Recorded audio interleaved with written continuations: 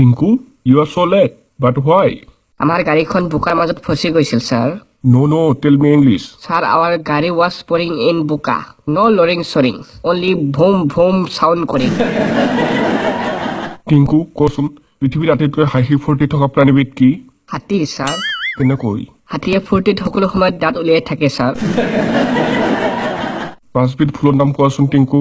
Sir এই ধৰক আপোনাৰ ছোৱালীজনী দেখাত বিউটিফুল হাঁহিলে লাগে ৱাণ্ডাৰফুল ফিগাৰটো কিন্তু হাউচফুল আৰু মোৰ নাম চাইফুল মোৰ শহুৰৰ নাম আশ্ৰাফুল ঐ শুন, বাহিৰলৈ গৈ নকবি আকৌ তহঁতক দখল কৰিবলৈ সুবিধা দিছিলো।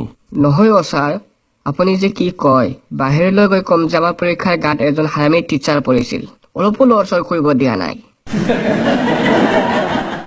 ছাৰ মই মুতিম বাহিৰলৈ যাওঁনে অভদ্ৰ ল'ৰা, এনেকুৱা অশ্লীল শব্দ কিয় ব্যৱহাৰ কৰা? মুখেৰে প্ৰস্ৰাৱ নোলায় নেকি? নোলাই ছাৰ আপোনাৰ মুখেৰে প্ৰস্ৰাৱ ওলাইনে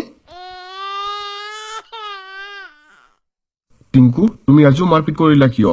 সি মোৰ গাৰ্লফ্ৰেণ্ডক কিছ কৰিছে ছাৰ কোন তোমাৰ গাৰ্লফ্ৰেণ্ড? আপোনাৰ ছোৱালী ছাৰ ইছ, বদমাছটোক দুটামান ঘচা বেছিকৈ নামাৰিলা কিয়?